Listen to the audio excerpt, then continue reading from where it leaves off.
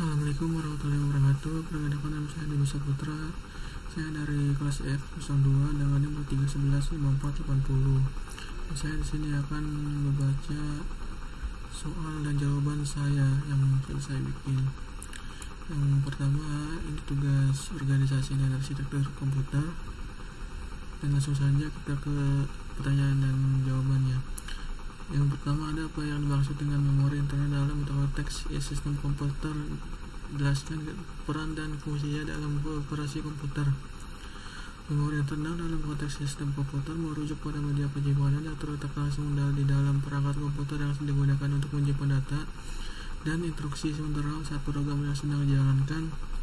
Memori ini bersifat volatile, yang ketika daya mati mau non-volatile tetap ada meskipun daya mati. Peran utama memori internal adalah untuk menyediakan ruang penyimpanan sementara bagi data dan instruksi yang sedang diakses oleh prosesor, sehingga memungkinkan operasi komputer jalan dengan cepat dan efisien. Fungsinya utamanya meliputi 1. Menyimpan program dan data yang sedang digunakan ketika sudah sebuah aplikasi dijalankan. Data dari hard drive digunakan ke memori internal agar prosesor dapat mengaksesnya dengan cepat. 2. Mengatur lalu-lintas data antara CPU dan perangkat input atau output.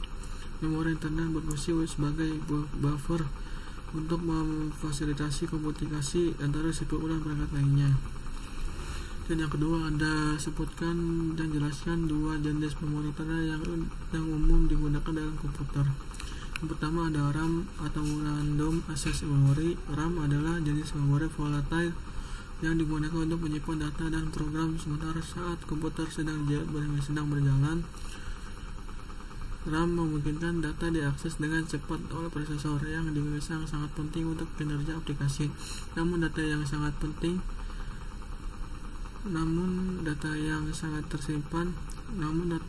tersimpan di RAM akan hilang jika daya dimatikan.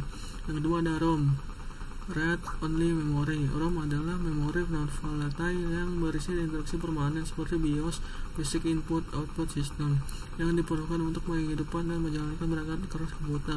Data dalam ROM tidak dapat diubah oleh pengguna dan tetap ada bahkan setelah komputer dimatikan.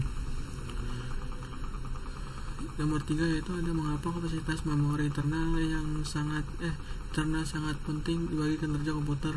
Berikan contoh dampak dari kapasitas memori yang tidak mencukupi. Yang jawabannya adalah kapasitas memori internal sangat penting karena memori internal berperan langsung dalam menentukan seberapa banyak data dan program yang dapat diakses dan diproses secara bersamaan oleh komputer. Jika memori internal kecil, komputer harus menggunakan virtual memory atau memori virtual, yaitu menyimpan di hard drive sebagai pengganti RAM. Ini jauh lebih lambat daripada akses langsung ke RAM yang mengakibatkan kinerja komputer yang lambat, lag, atau bahkan crash saat menjalankan aplikasi yang berat. Yang pertama ada contoh dampak kapasitas memori yang tidak mencukupi saat menjalankan beberapa aplikasi sekaligus seperti browser dengan banyak tab, perangkat lunak pengeditan grafis atau program berat lainnya. Komputer mungkin menjadi sangat lambat dan macet jika kapasitas RAM terlalu kecil. Ini bisa membuat multitasking jadi tidak efisien. Yang keempat, Anda jelaskan bagaimana proses penyimpanan data terjadi di dalam memori internal saat sebuah program dijalankan. Jawabannya, ketika ada sebuah program dijalankan, proses penyimpanan data memori di internal terjadi dalam beberapa langkah. Yang pertama, sistem operasi akan membuat program dan penyimpanan sekunder atau hard drive ke RAM. Yang kedua ada CPU, kemudian mengambil instruksi dari program tersebut yang telah dimuat ke RAM dan memprosesnya satu persatu. RAM menyimpan sementara data dan instruksi yang sedang diproses oleh CPU agar akses ke data menjadi cepat. Yang ketiga ada jika program membutuhkan lebih banyak data, sistem operasi akan mengelola ruang di RAM dan memprioritaskan data mana yang harus tetap di memori dan mana yang harus disimpan sementara di penyimpanan sekunder melalui panging atau sweeping. Yang kelima, ada bagaimana perkembangan terbaru dalam teknologi memori internet saat ini dan bagaimana hal tersebut dapat mempengaruhi kinerja dan motor di masa depan. Jawabannya adalah perkembangan terbaru dalam teknologi memori internal termasuk teknologi seperti DDR5, RAM, dan 3D exponent memori. Yang pertama ada DDR5 RAM menawarkan meningkatkan bandwidth dan kecepatan transfer data yang lebih tinggi dibandingkan dengan DDR4 dan yang memungkinkan untuk menangani lebih banyak data dengan lebih cepat dan meningkatkan kinerja dan dalam tugas-tugas yang intensif seperti gaming, pengolahan data besar dan desain grafis.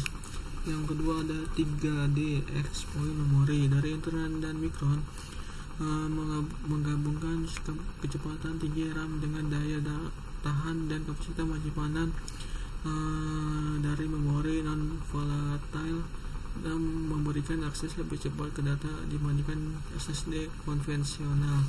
Kedua, teknologi ini dapat secara signifikan meningkatkan kinerja komputer di masa depan dengan mempercepat waktu akses data, memperluas kapasitas multitasking, dan memungkinkan aplikasi yang lebih berat berjalan dengan lancar dengan peningkatan kapasitas dan kecepatan.